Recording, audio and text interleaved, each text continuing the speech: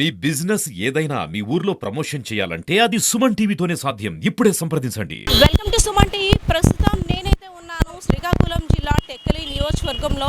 ఇక్కడంతా చూడొచ్చు, ఓ తల్లి కడుపు కోత అనే పోస్టర్ని ఇక్కడున్న ప్రతి ఒక్కరు కూడా పాదచర్యులైతే కావచ్చు, వాహన చోదకులైతే కావచ్చు, ప్రతి ఒక్కరు కూడా ఎత్తి చూసి చదివి కన్నీరు పెట్టిస్తున్న ఘటన అయితే ఇక్కడ చోటు చేసుకుందని చెప్పవచ్చు. ఒక బిడ్డ 12 సంవత్సరాల బిడ్డ పాము కాటు కారణంగా చనిపోతే ఆ తల్లి తల్లడిల్లుతున్న వేదన వినూత్నంగా ఇక్కడైతే తెలియజేస్తున్నారనే చెప్పుకోవచ్చు. సో ఇక్కడంతా కూడా పీపుల్ అంతా కూడా చూస్తున్నారు. ఒకసారి వాళ్ళని అడుగుదాం. అమ్మ, ఆల్రెడీ అక్కడ పోస్టర్ని ప్రతి ఒక్కరు కూడా చూస్తున్నారు. ఆ పోస్టర్ని చూస్తుంటే అసలు ఏమనిపిస్తుంది మీకు?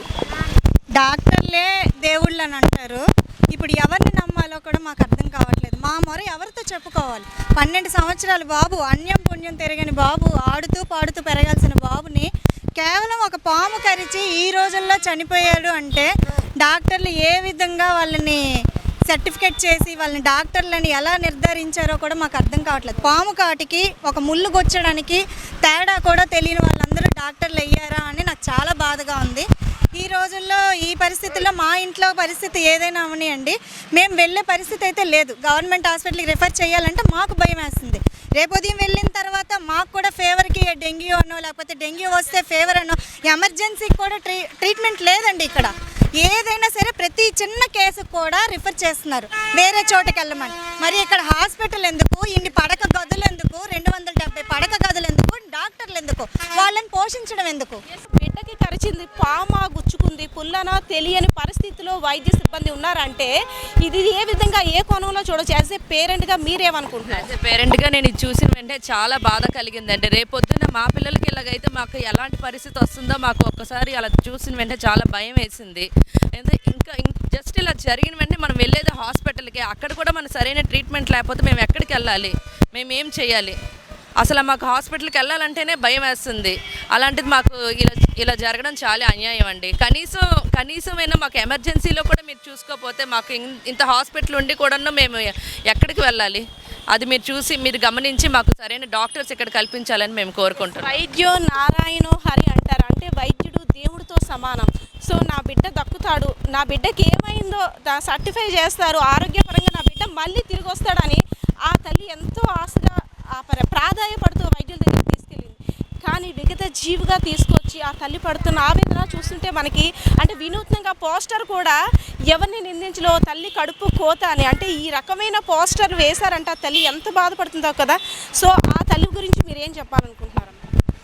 అంటే ఇప్పుడు ఇక్కడ ముళ్ళు పాము గుచ్చిందని వాళ్ళు హాస్పిటల్కి తీసుకొచ్చిన డాక్టర్సే ముళ్ళు గుచ్చింది అని చెప్పి 2 అవర్స్ లేట్ చేశారు. అంటే ఇప్పుడు హాస్పిటల్కి వెళ్ళాలి అంటే శ్మశానంకి వెళ్ళాలి అన్నంత భయం వేసేస్తుంది ఆ బాబు చనిపోయే దీన్ని బట్టి చూస్తుంటే. అంటే ఇలాంటి పరిస్థితి ఇంకే పిల్లలకి రాకూడదండి.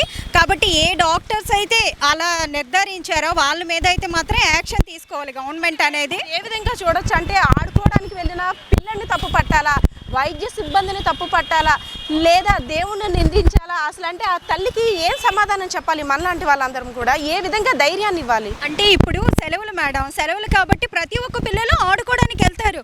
పాము కలుస్తుందని ఎవరేం వెళ్ళరు కదా. కాబట్టి ఆ పిల్లలు ఆడుకుంటారని ప్రతి పేరెంట్స్ కూడా పంపిస్తారు. అలాంటి బాబుకి ఈరోజు పాము కరిసిందంటే వైద్యుడు అంటే డాక్టర్లు అంటే దేవుళ్ళతో సమానం. అలాంటి దేవుళ్ళే ఇలా నిర్లక్ష్యం చేసేసి 2 అవర్స్ లేట్ చేసి ప్రాణం మీదకి వచ్చిన తర్వాత అప్పుడు పాము కరిసిందని చెప్పి వేరే బలగ హాస్పిటల్కి ప్రిపేర్ చేయడం అనేది కరెక్ట్ కాదు కదా. ఇక్కడ 270 పడగలు ఉన్నాయి. ఎందుకు అలాంటి హాస్పిటల్, అంత పెద్ద హాస్పిటల్ కట్టుకొని మెరుగైన వైద్యం లేనప్పుడు ఎందుకు అలాంటి వేస్ట్ కదా. కాబట్టి గవర్నమెంట్ దీనికి ఎవరైతే సంబంధించిన వాళ్ళ డాక్టర్స్ ఉన్నారో వాళ్ళ మీద యాక్షన్ తీసుకొని ఇంకెప్పుడు కూడా ఇలాంటి ప్రాబ్లం రాకుండా చూసుకోవాలి అని గవర్నమెంట్ని అయితే నేను కోరుకుంటున్నానండి. Thank you ma'am.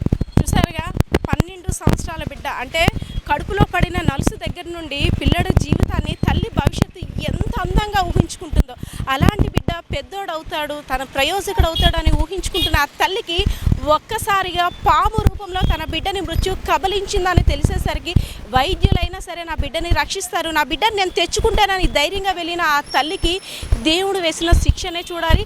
ఆఖరికి ఆ తల్లి సూసైడ్ చేసుకొని ప్రాణాపాయ స్థితిలో ఉన్నప్పుడు కూడా నా కొడుకు దగ్గరికి నేను వెళ్ళిపోతాను అని ఆ తల్లి డిసైడ్ అయిందంటే ఇప్పటికైనా అర్థమవుతుంది కదా ఆ తల్లి పడుతున్న ఆవేదన ఏంటో.